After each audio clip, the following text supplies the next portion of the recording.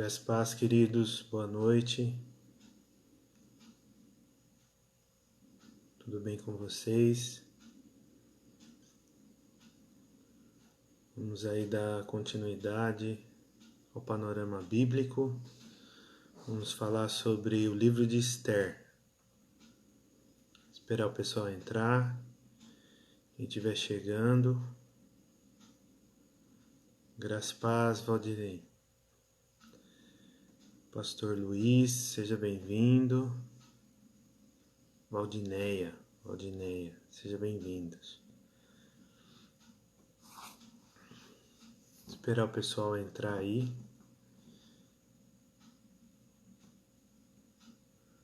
Glória a Deus, glória a Deus.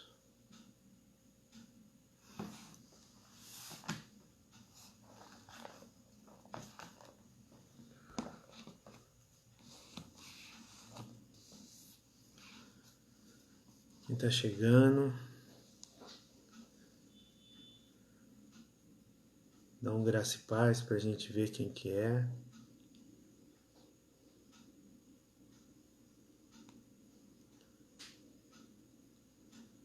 Amém. Vamos orar então, queridos. A Kátia, graça e paz, Kátia. Seja bem-vinda. Vamos orar então? Aproveitar, a Bíblia diz, né? Onde tiver 2 ou 3 reunidos, né? Ali estarei. Então vamos orar.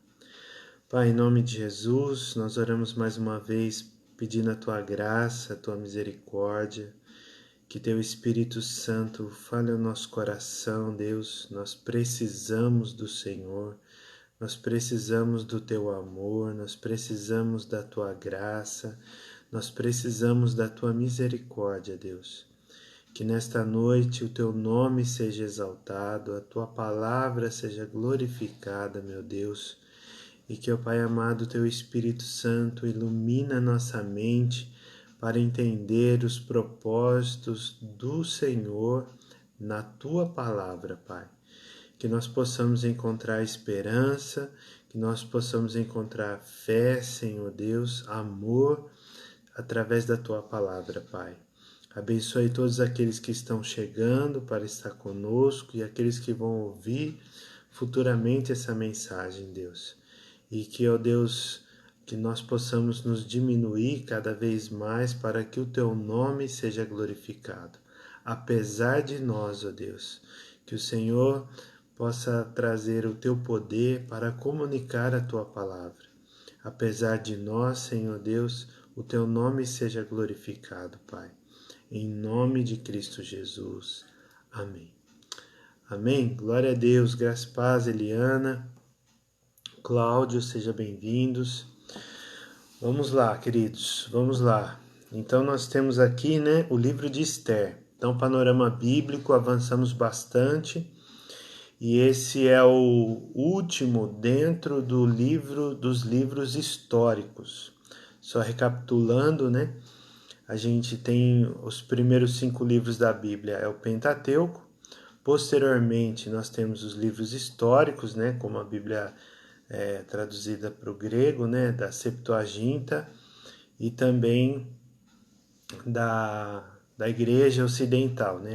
A Bíblia que nós temos hoje em mãos.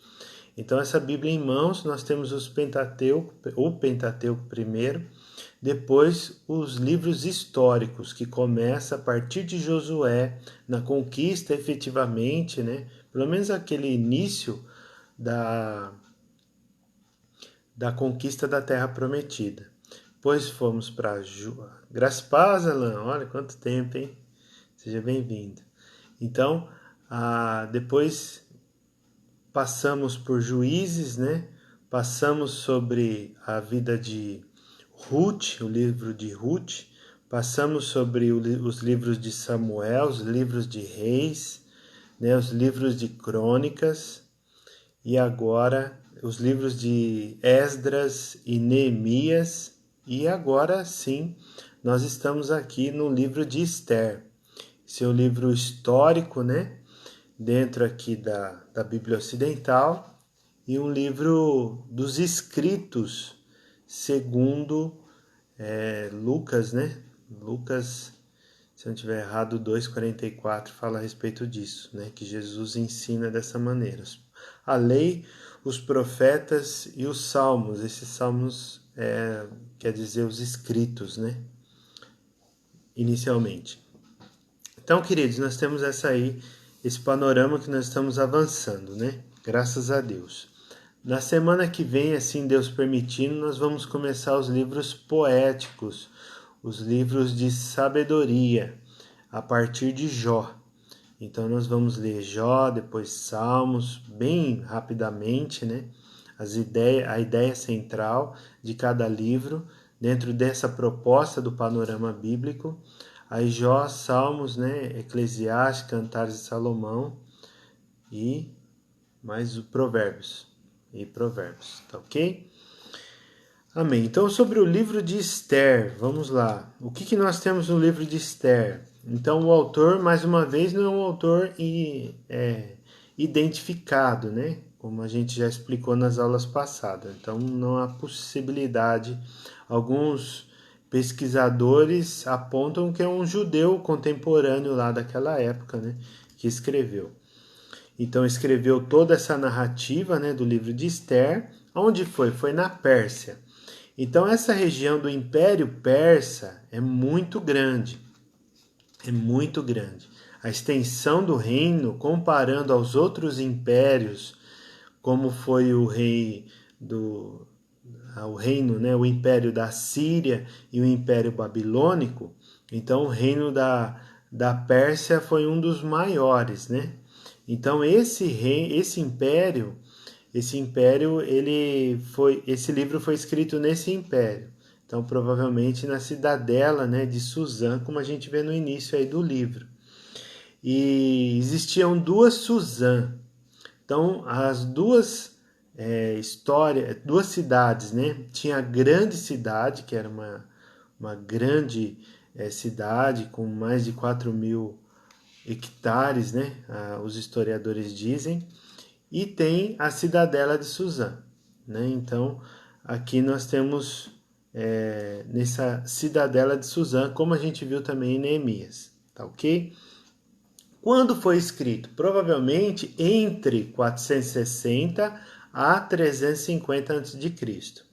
Só que quem foi o imperador nesse contexto? Né? Nesse contexto foi Xerxes, não foi Artaxerxes, né? Que é um nome persa, logicamente, né? Porque ele é um rei persa. Mas esse rei aqui é o rei Assuero.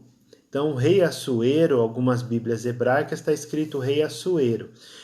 Ou outras bíblias tem a tradução hebraica, né, de Xerxes para Assuero, ou do grego, né, Xerxes, que é uma transliteração da palavra hebraica e também da palavra grega. Então, por isso que tem nesse sentido, tá ok?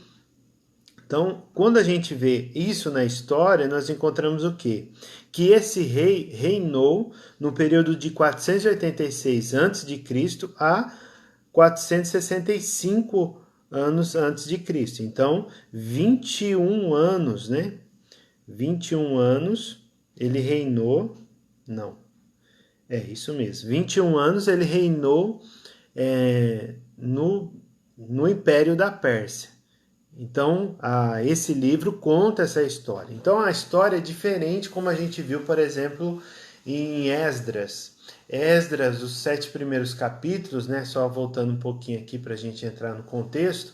Os 7 primeiros capítulos do livro de Esdras conta uma história do período de Zorobabel e Semias, se eu não estiver errado, né?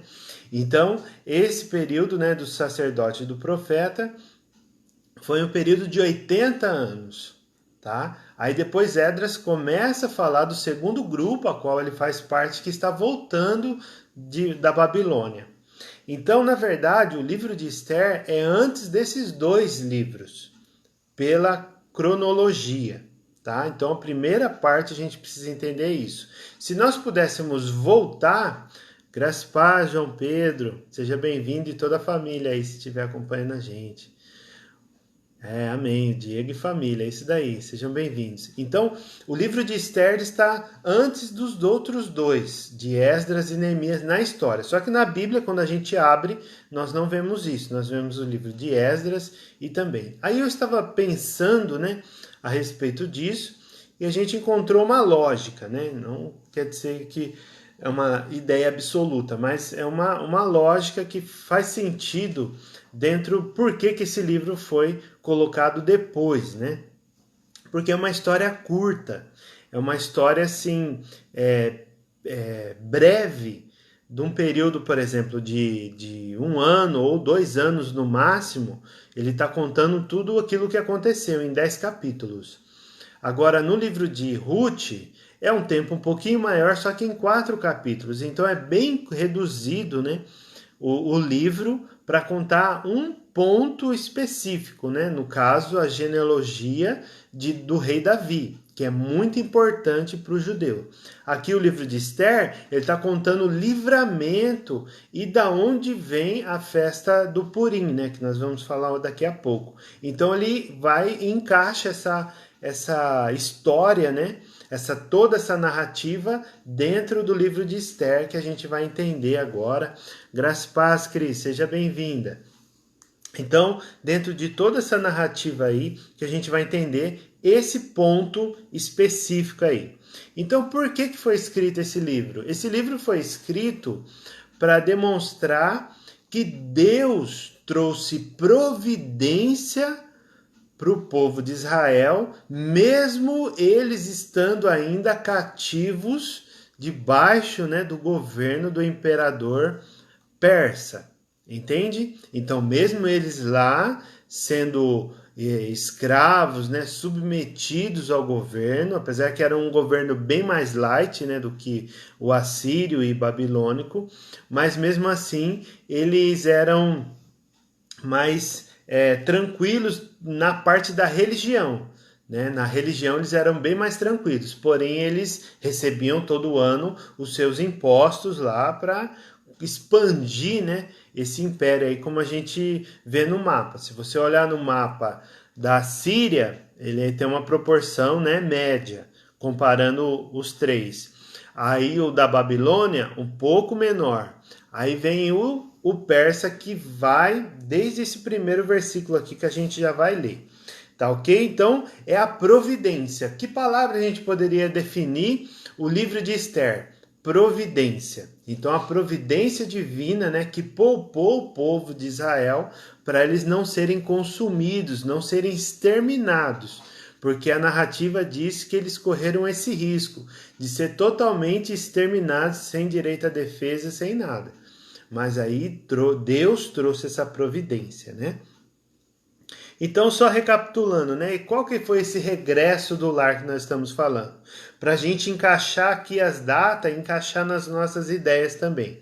Então, no primeiro grupo, voltando da Babilônia, né? O reino de Judá, o reino do sul, foi em 538 a.C.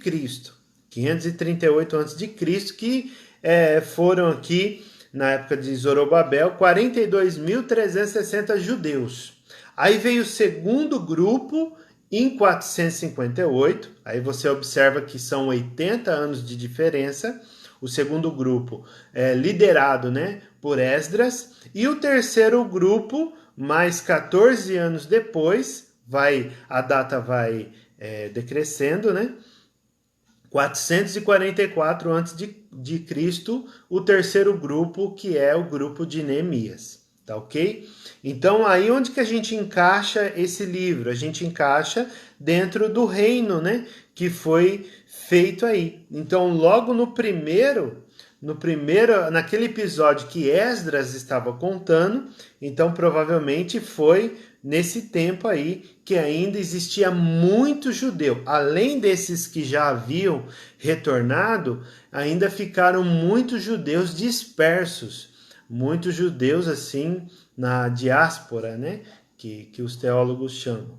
A diáspora, então, era os judeus que saíram da sua terra e foram viver em outros lugares. Então, nisso tem essa primeira ideia aí. Então, nos últimos 500 anos antes de Cristo, né? Logo a gente já vai entrar nesse ponto, mas antes de Cristo, nós vimos, né, na era do Antigo Testamento, muitos judeus que viviam espalhados, né, pela Pérsia. Então, pela Pérsia seria muito grande essa extensão. Se você olhar no mapa, tá lá desde a Etiópia, né, ali para cima do Egito, já entrando no Egito também, uma parte do Egito ali, até o Mar Hindu, que é na Índia. Então, se você pegar um mapa do Crescente Fértil, quando a gente já estudou sobre Abraão, né, a viagem de Abraão, que saiu lá do Ur dos Caldeus, lá no sul da Mesopotâmia, foi até o norte, né, lá em Arã, Padã Arã, depois desceu lá em Canaã e depois até um pouco mais no Egito, quando teve fome na terra. Então, esse Crescente Fértil do Oriente Antigo, né, ele tem lá toda essa expansão, e eles dominaram e avançaram mais ainda, porque a política do rei persa, né, dos reis, né, persas, eles eram mais flexíveis, vamos dizer assim, então não tinha tanto conflito, eles conseguiam dominar melhor o seu território. Tá ok? Então, quem são esses personagens? Como a gente já falou sobre o rei Assuero, ou na sua Bíblia aí pode ser Xerxes também, né? O rei da Pérsia entre 486 e 465. Tem a rainha Vasti, que é a rainha atual no início do livro, né? Que a gente vai contar os detalhes daqui a pouco, que ela foi destituída. Tem o Mordecai, né? Ou Mardoqueu, né? Dependendo da sua tradução. Foi o herói judeu, né? O oficial inferior. Olha, veja bem que esse detalhe é muito importante. Mordecai, ele foi Valdirene, graça e paz, seja bem-vinda. Então, o oficial, o inferior da corte, né? Um benjamita. Então, esse sujeito aqui, o Mordecai, ele foi um dos coadjuvantes aqui dessa história, onde Deus foi glorificado, né, e preservou o seu povo. E depois nós vemos quem? Nós vemos Amã, Agagita. A Bíblia chama ele diversas vezes de Agagita, do rei, né, de Amileque.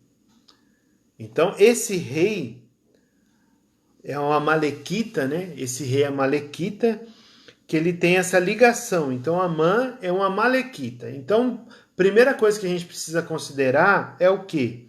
Que é aquela história lá de 1 Samuel capítulo 15, quando o segundo erro do rei Saul em não matar e destituir todo aquele povo, né? Os amalequitas, ele desobedeceu a Deus e não exterminou aquele povo. Então aqui o narrador do livro de Esther, ele dá essa ênfase, falando que esse Amã aqui, que tinha um cargo muito importante dentro lá da corte, não menciona que tipo de cargo, mas era um cargo importante, né? Que ele tinha acesso ao anel, né?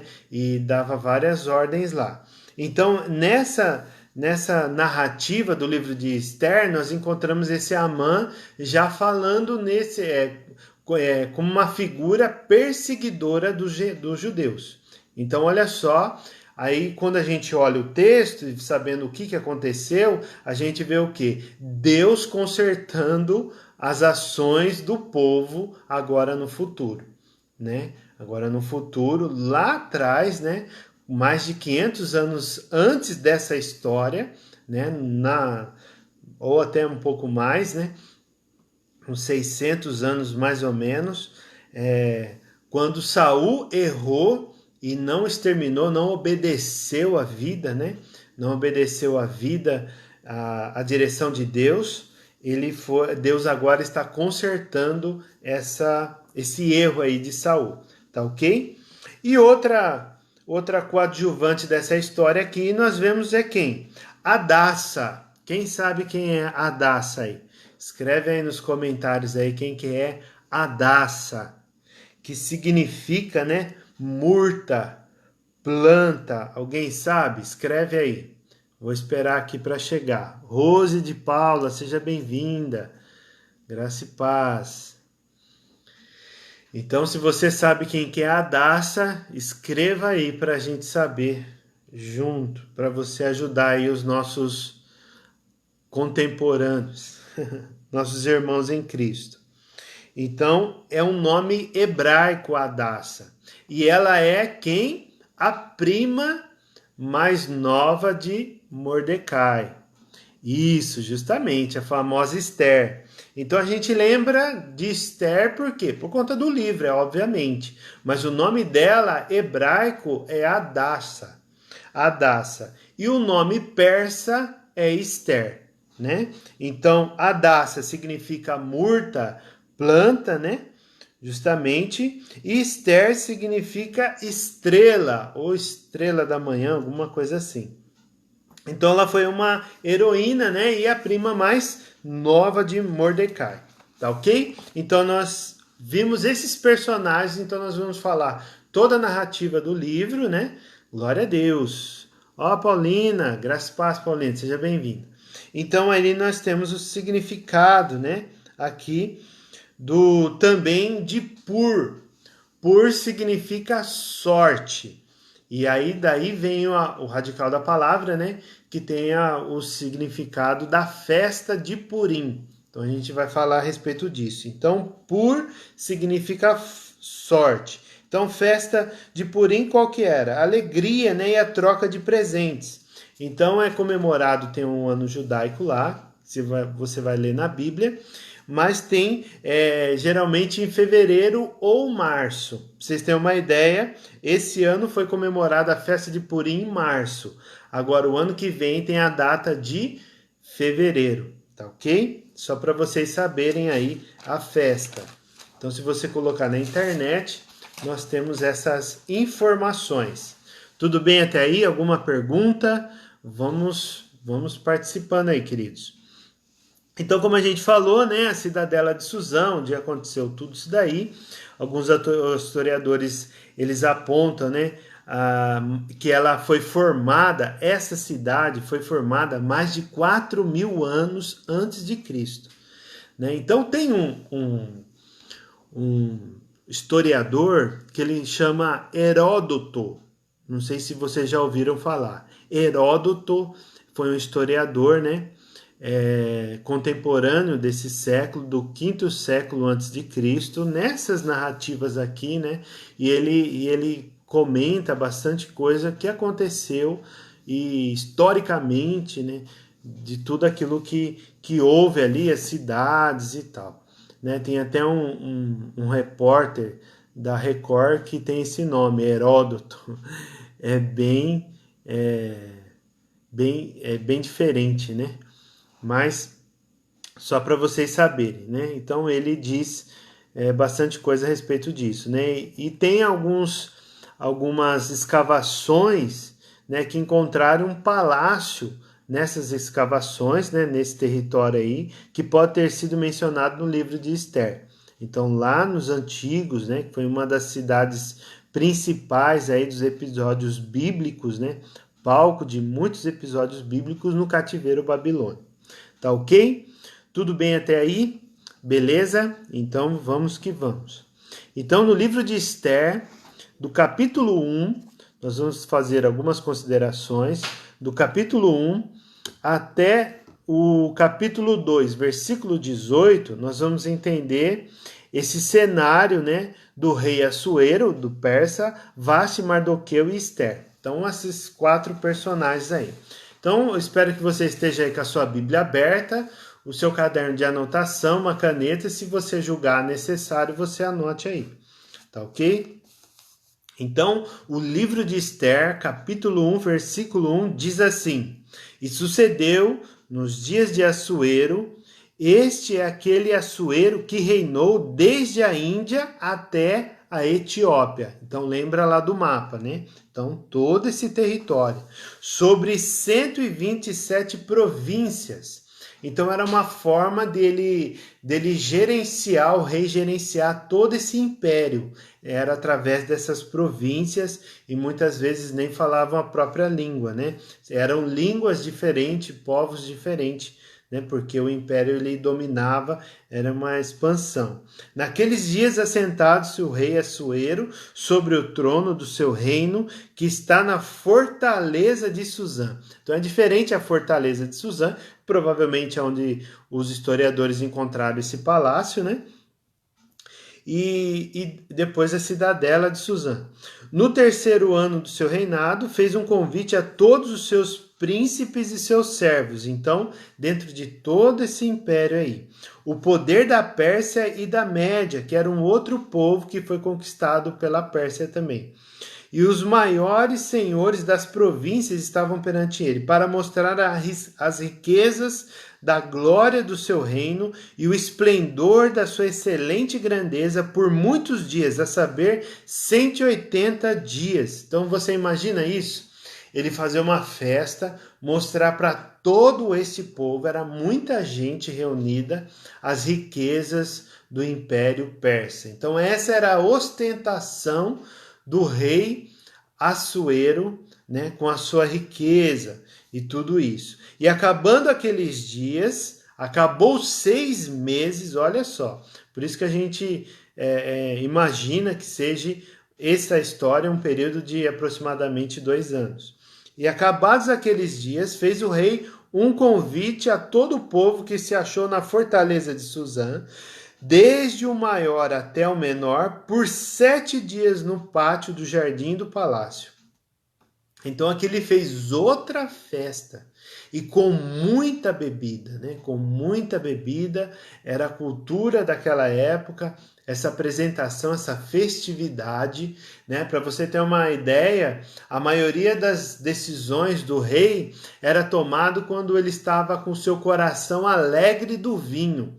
Então, provavelmente embriagado ali, né? Ou quase, né? Nisso, bem com uma quantidade, né, bem expressiva aí, que ele já havia consumido de vinho, e com isso ele tomava alguma decisão importante. Depois, quando ele ficava sóbrio, aí ele ratificava aquela decisão e aí sim valia a sua decisão, a sua palavra, né?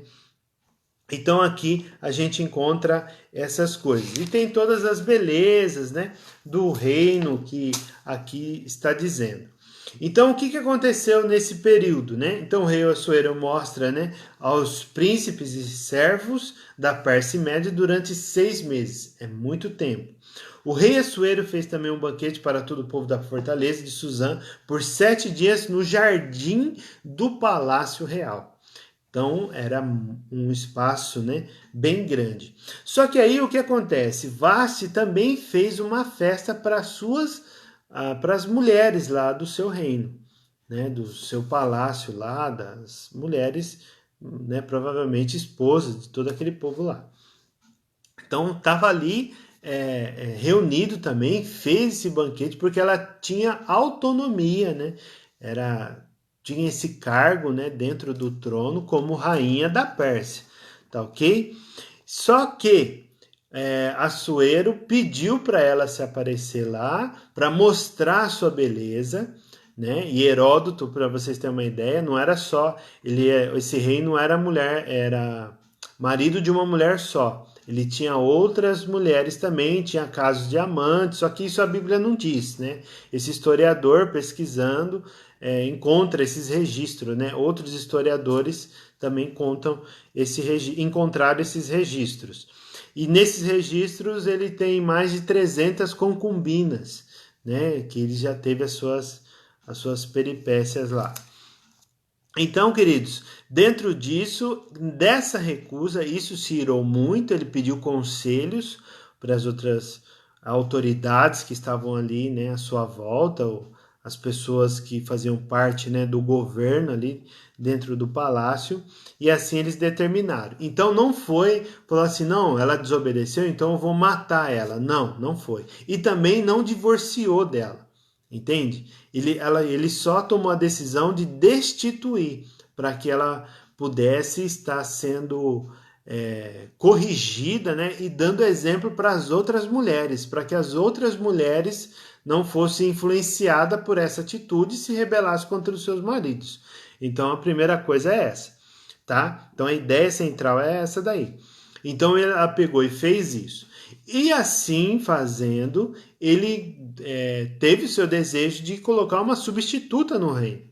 E ela não perdeu os seus recursos, nada, porque como ele tinha outras mulheres, essas mulheres que não precisavam dar dotes, né, principalmente as concubinas, elas entravam e ficavam lá nesse palácio, num lugar reservado, só que não tinha contato direto com o rei.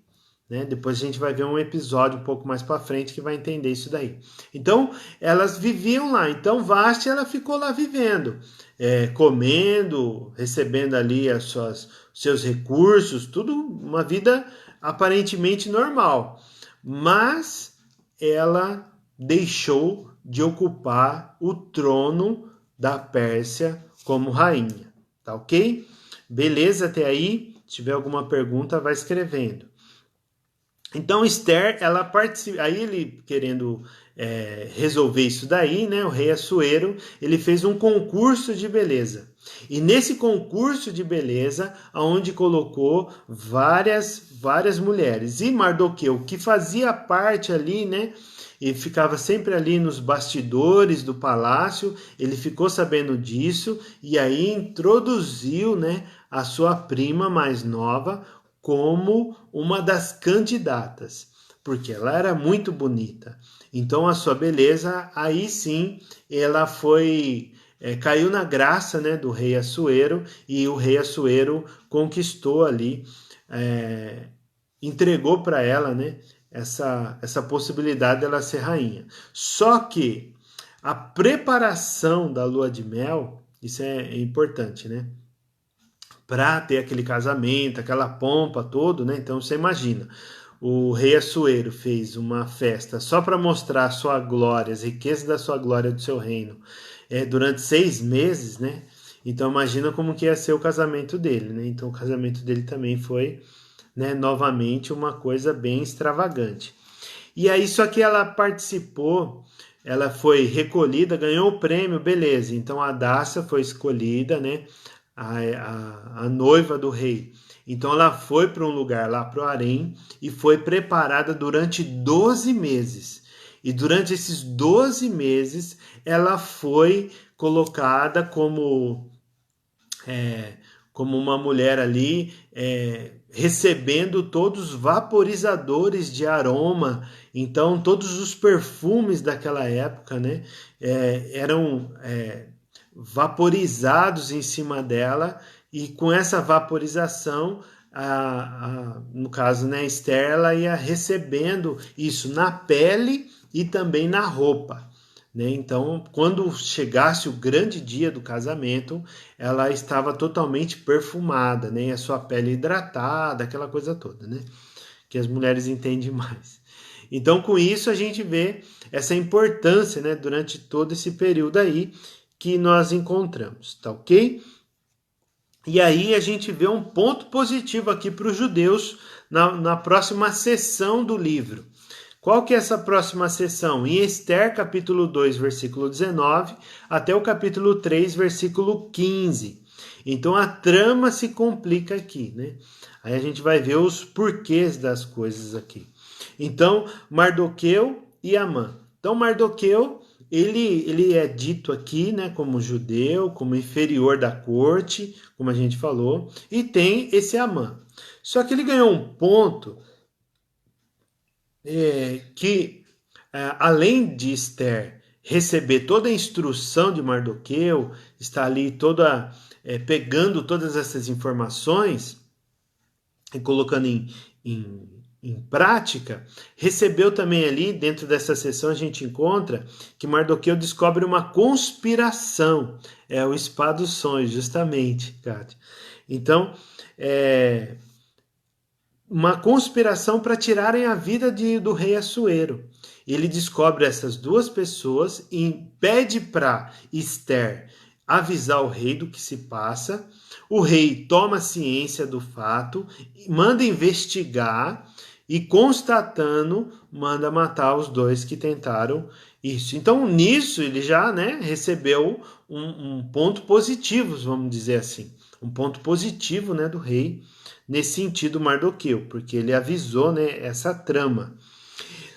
E aí também a mãe indigna-se, né, contra Mardoqueu. Aí a gente vai explicar o porquê, né? E aí começa a perseguição aos judeus. Então o Amalequita, o descendente, né, de Ameleque, os Amalequitas ali representados por Amã, os perseguidores, né, os perseguidores dos judeus, eles começam essa perseguição. Por quê? Porque, segundo Heródoto, né, que é esse historiador daquele século, diz que a posição igual, né, de uma pessoa, olha só, de uma pessoa da mesma, entre aspas, patente, que era? Só que o Heródoto está falando, tá? Era o quê? Dar um beijo na boca. Então você imagina, mesma patente dava um beijo na boca. Ainda bem que foi naquela época, né? E aí o que acontece? Quando era uma patente um pouquinho mais inferior, fazia o quê? Dava um beijo no rosto, né? E quando era a patente muito, eu vou falar patente assim para que a gente possa entender, tá?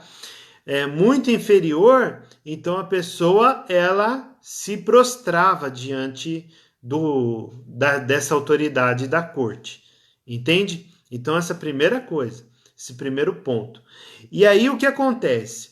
Quando Amã recebeu, né, toda a ajuda ali, né, toda a instrução do rei Assuero, ele tomou gosto da coisa, ele recebia os seus impostos também e queria receber essa honra dessas pessoas. Então as pessoas de longe, né, da corte inferior, tinha autoridade, mas era a corte um cargo inferior, no caso de Mardoqueu, então Mardoqueu tinha que se inclinar para Amã.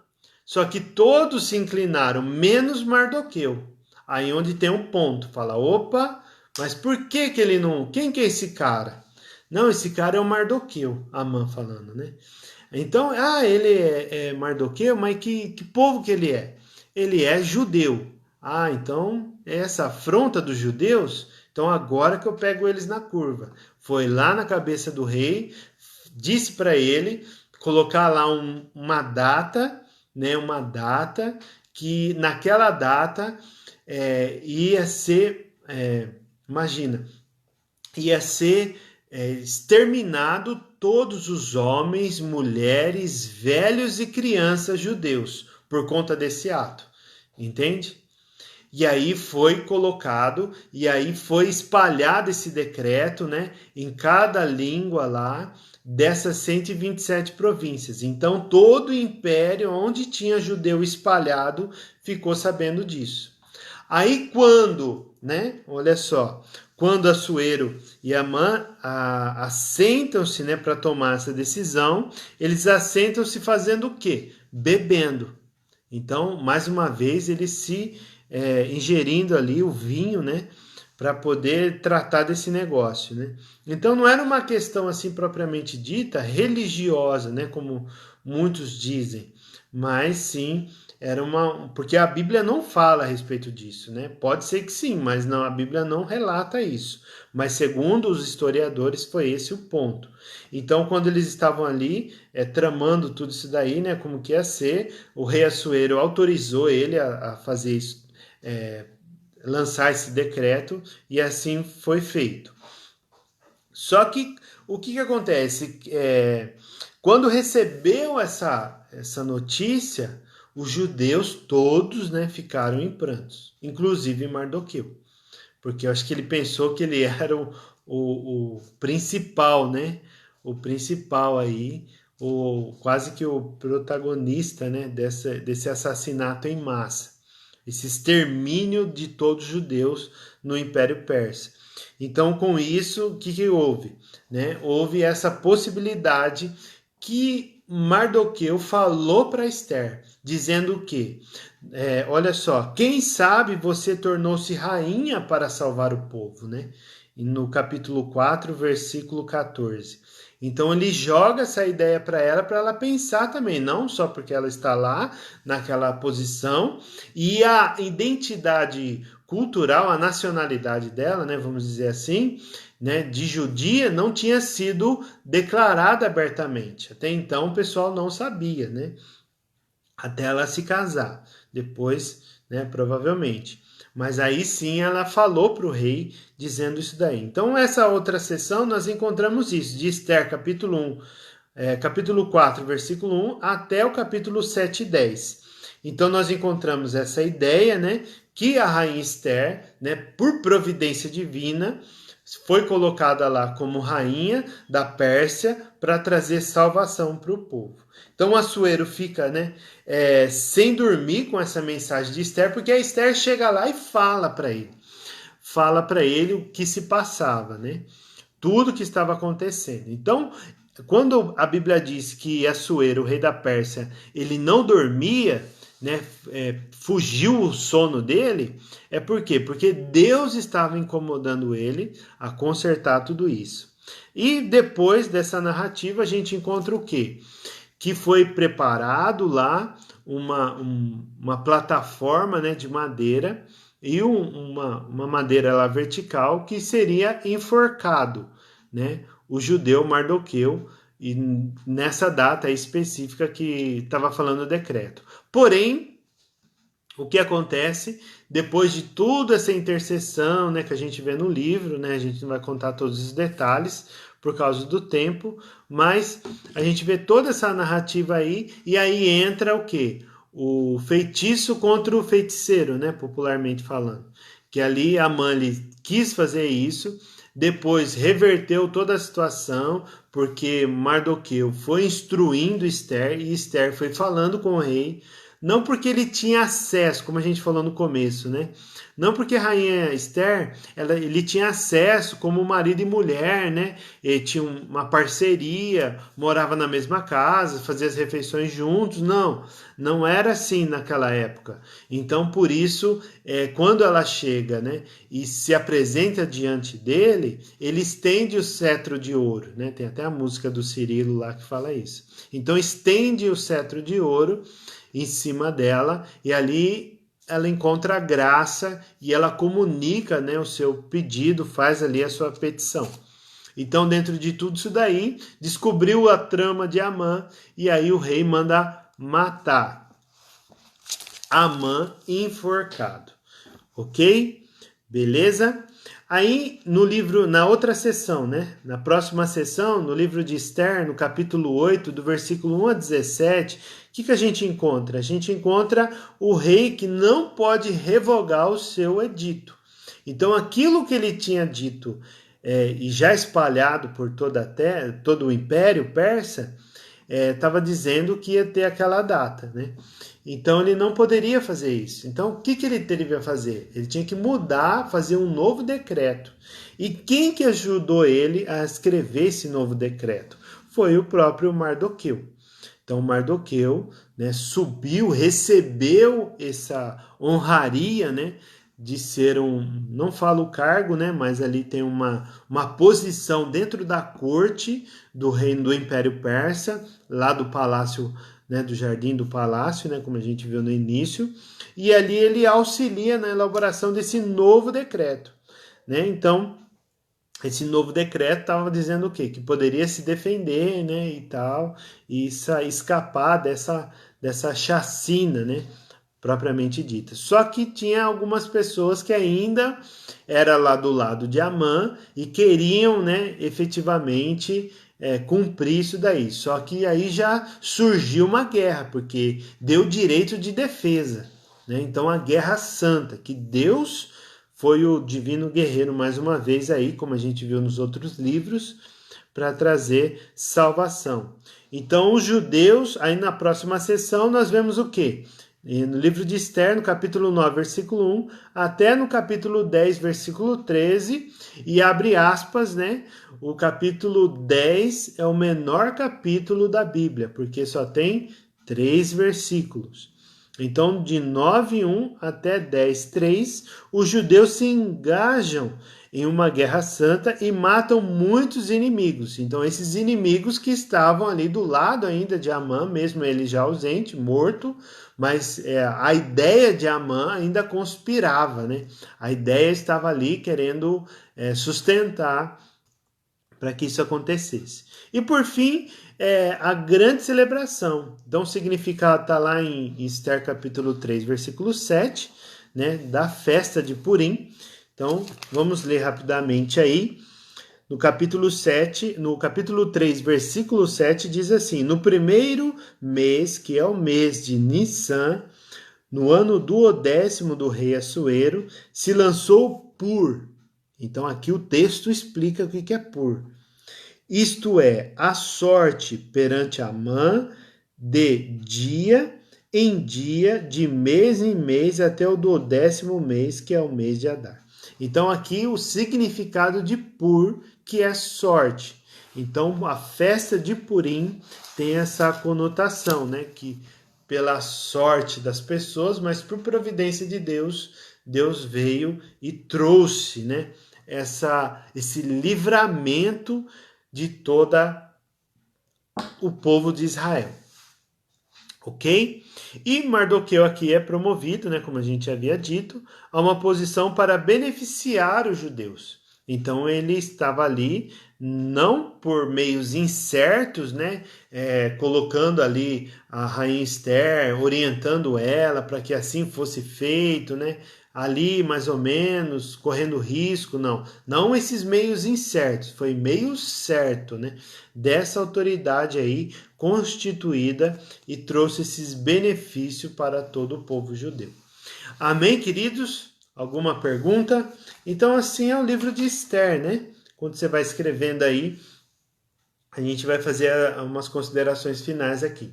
O que a gente poderia falar? Mais uma vez, o povo de Israel, após o cativeiro assírio, que foi o reino do norte, após a volta, né, ou estando ainda, né, provavelmente, porque assim, pelo mapa a gente vê que fica a sudeste da Mesopotâmia, fica a cidade de Suzã. A gente não tem ao certo se ali especificamente é a Grande Suzã ou a cidadela de Suzã, né? Porque o reino persa ele usava, né, essa cidade mais no inverno, né? Essa cidade. E uma característica importante que a gente poderia falar também do reinado persa, do Império Persa, é que assim, o Império Persa, como a gente falou na aula passada, né, dentro daquela política, os soldados eram escolhidos, né, e provavelmente Amã era um desses que era escolhido como ele usasse, todo o Império, né, usava cavalos para suas guerras e usava bastante arco e flecha.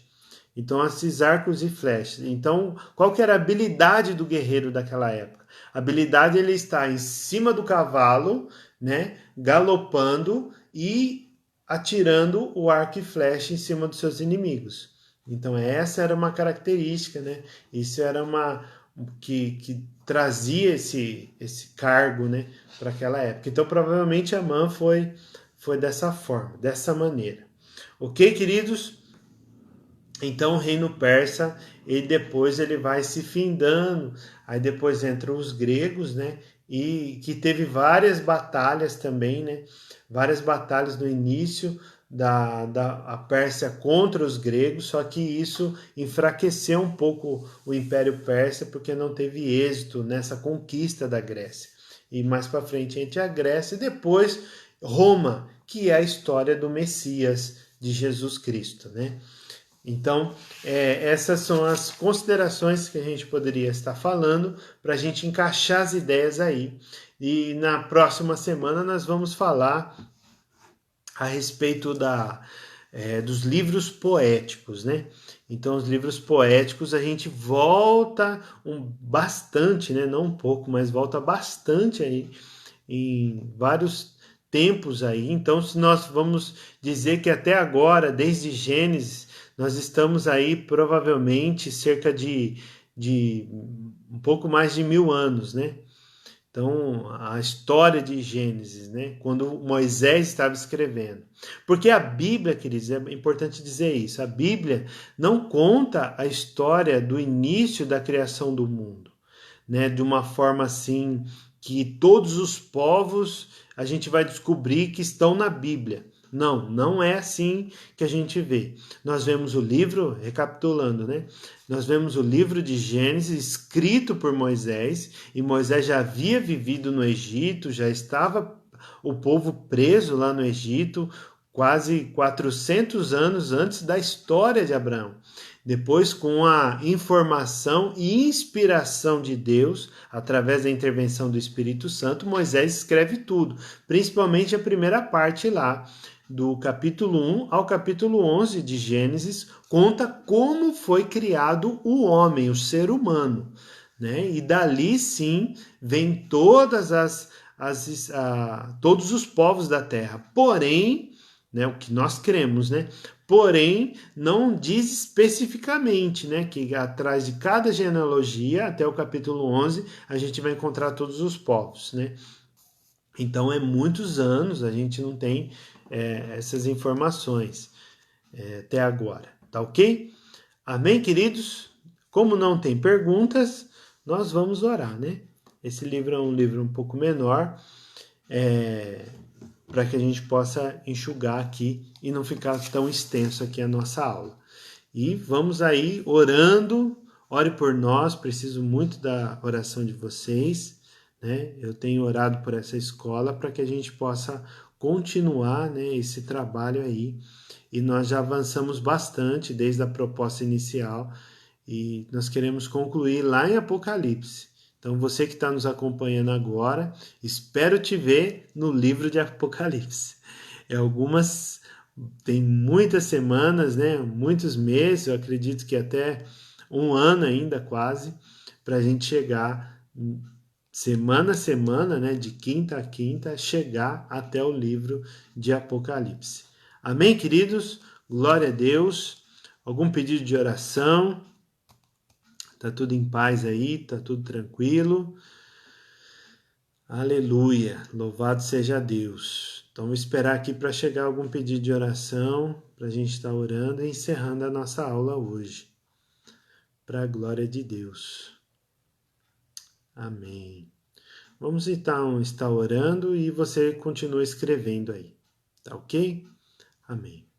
Pai amado, em nome de Jesus, nós queremos te agradecer, Deus, a tua misericórdia, te agradecer, Deus, por cada pessoa que participou aqui conosco, Deus, esteve conosco nesta hora, Pai, que teu Espírito Santo possa nos trazer direção, Senhor, dessa providência que preservou esse povo mais uma vez para a chegada do Messias, Pai.